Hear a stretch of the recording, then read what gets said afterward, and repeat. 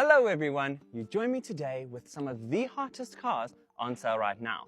These are the cheapest electric vehicles in South Africa and they are selling like hotcakes. These things are impressive and I kind of want to compare them but also not really because I think I'm going to give you the specs of both vehicles. These are the top trim levels and then I'll leave it up to you, the viewer, to decide which one you would go for.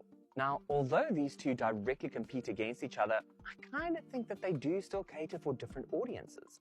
The one is more sporty and dynamic, and the other one is more laid back. Even though it has a lot more performance, they do have separate target audiences. But I think let's start with the Dolphin Surf first, because it was the first small, cheap electric vehicle into South Africa. The thing is, this thing has a lot to offer. And it is the one that I would say is more dynamic in driving. It has a sportier feel to it.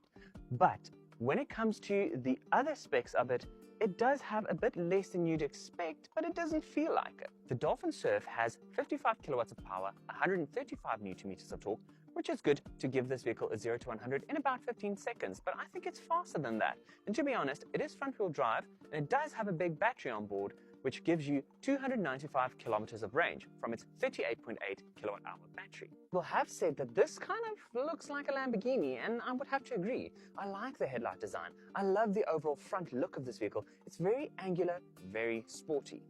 You get these dark metallic 16-inch alloy wheels as standard. You get up to 40 kilowatts DC fast charging on this vehicle, and the charging ports are in the front of the car, so you can just drive into a parking, plug it in, and go.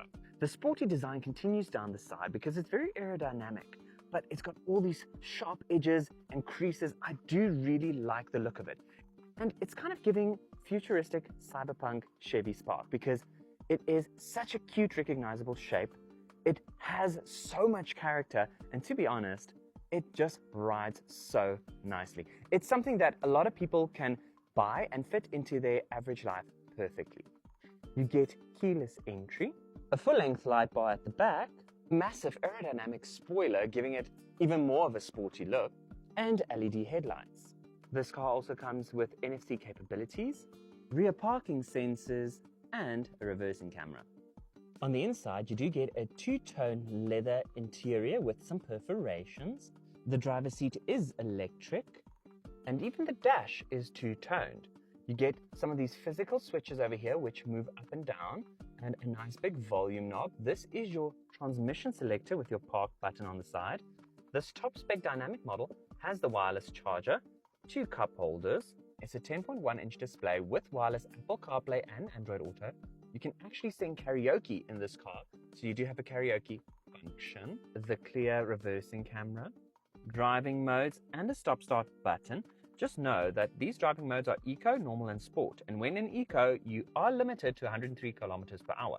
But that's perfectly fine for city driving, and then it saves on the battery usage, which is perfect.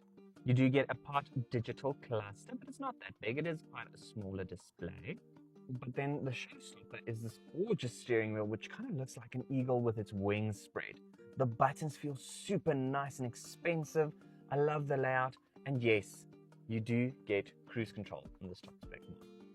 What's also nice in this Dolphin Surf is the black roof lining, giving this car a more sportier feel in the cabin as well.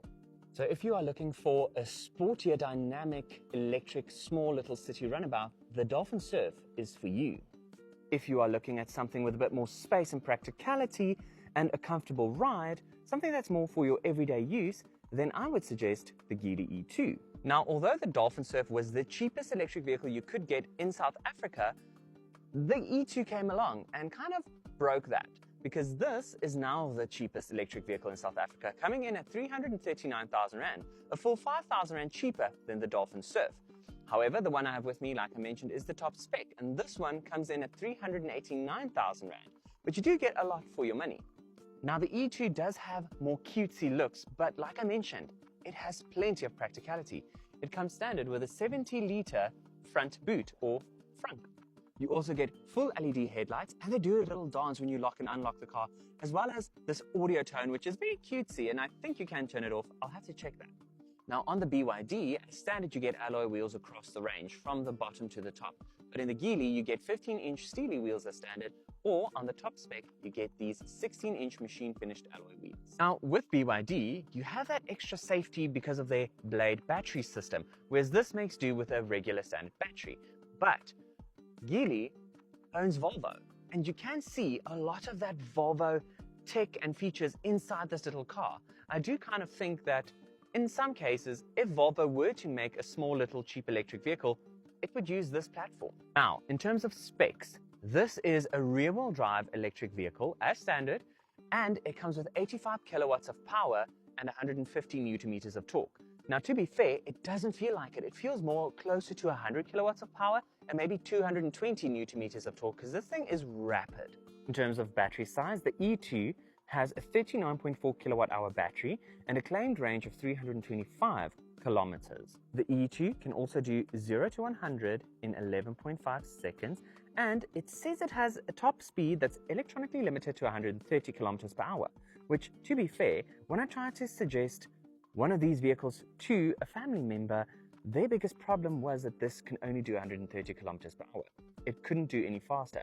Well, I'm here to tell you that that is a lie, because yesterday I tried to overtake a vehicle and see what it can actually do, and I got up to 145 kilometers per hour, and I do think it can go faster, so I think that might be an overseas statistic, not a South African one.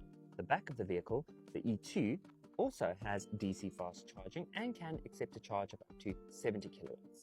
The Geely comes with keyless entry, also a light little spoiler, a cutesy design at the back, some nice chrome detailing, and just overall such a nice exterior design. I really do like the back of this as well.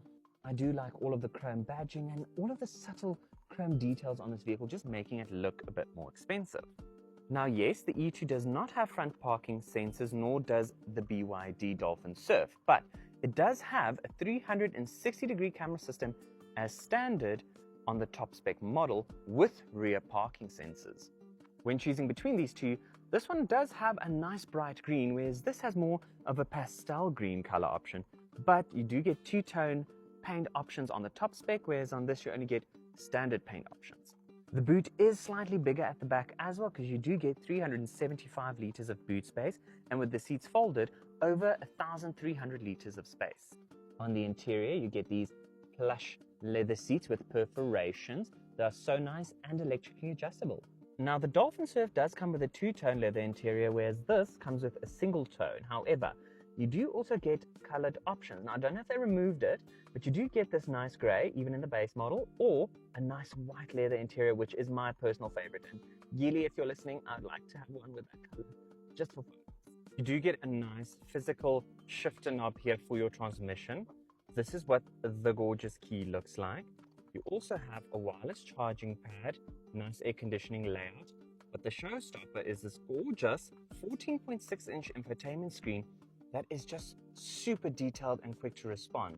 You also do get Apple CarPlay and Android Auto, but it is wired from what I can tell, and ambient lighting. The overall fit and finish in this cabin, however, is sensational. I can't believe you get so much for the money. I love this two-spoke steering wheel with the adaptive cruise control in this top spec model. I like how it looks and feels. It's small and snickety. You have a nice 8.8-inch digital cluster with plenty of detail. I do really like that. And to have that as standard, even on the base model, is phenomenal. You have plenty of storage slots, the lighter roof lining, good-looking trims, and a fantastic sound system in this top spec model. It's got so much space in the back, air conditioning, and charging ports. And there you have it. Now that you've gotten the opportunity to check out both models, their specs, and their looks, what do you guys think, the audience? If you had to choose one of these two electric numbers for your daily driver, which would you choose and why? Would it be the dynamic BYD Dolphin Surf or the Geely E2 with its luxurious interior and sophisticated ride?